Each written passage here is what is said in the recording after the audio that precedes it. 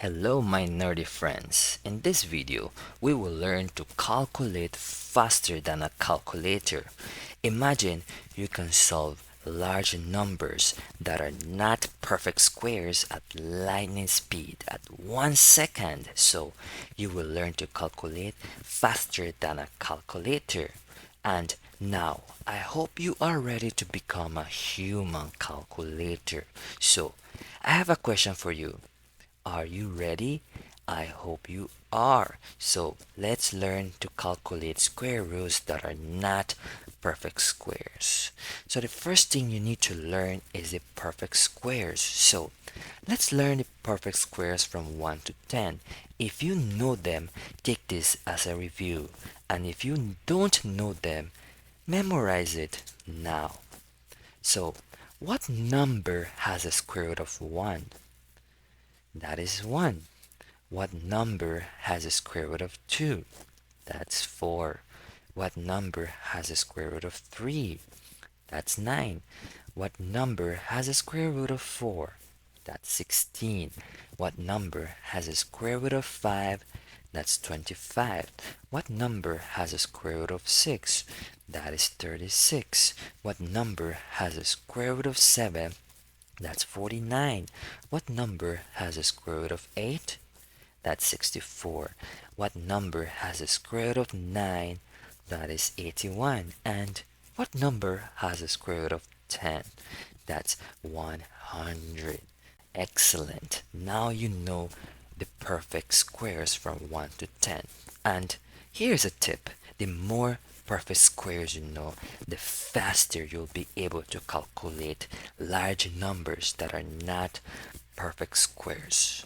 For now, let's keep it simple so you can master this trick easy. Let's go ahead now and put this mathematical trick into practice. So I will calculate the square root of 62 in 5 seconds. 5, 4, 3, 2, 1, 0, 7.8. And you must be like, no way, this guy is a joke. No, guys, I did this mentally because if you put square root of 62 in your calculator, you get 7.87. So I approximately, or I could say I got the same number, but you must be asking yourself, how is that possible? Now I will share the trick with you. Well, I use this simple math trick. That formula that you are seeing on the screen, if you can memorize it, if you can never forget it, you'll be able to calculate large numbers that are not perfect squares at lightning speed. So let me quickly explain this formula. The x represents the square root that is not a perfect square, and the y, those are the square roots that are the closest to the square root that you are looking for, which is not the perfect squared.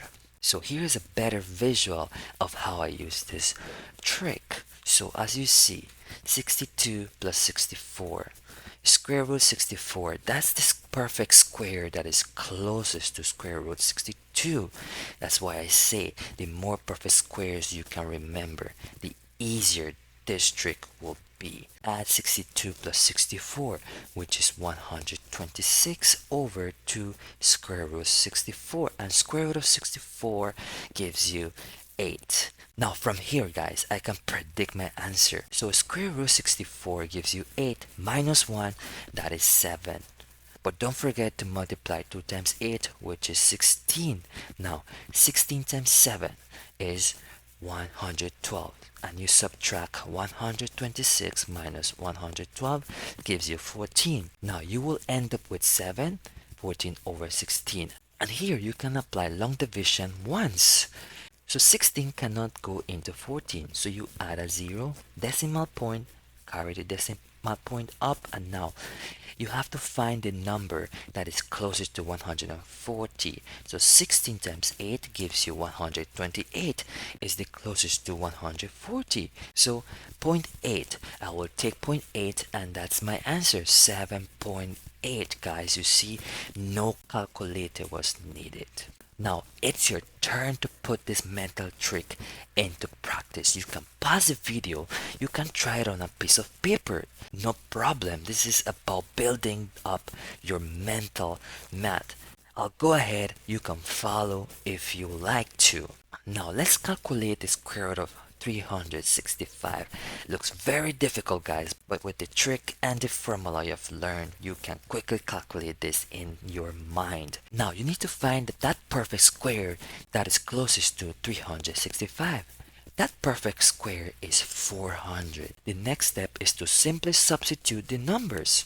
So the numbers are substituted. Let's quickly add 365 plus 400. The square root of 400 is 20. 2 times 20 is 40. But remember, guys, from the moment you square rooted 400, which is 20, from here you can predict your answer. It should be 19. Now, we have 765 divided by 40. 665 divided by 40, guys, is 19. If you square root 400, gives you 20, and 1 less will be 19. So from there, you can predict your answer. Now you can multiply 40 times 19, which will give you 760.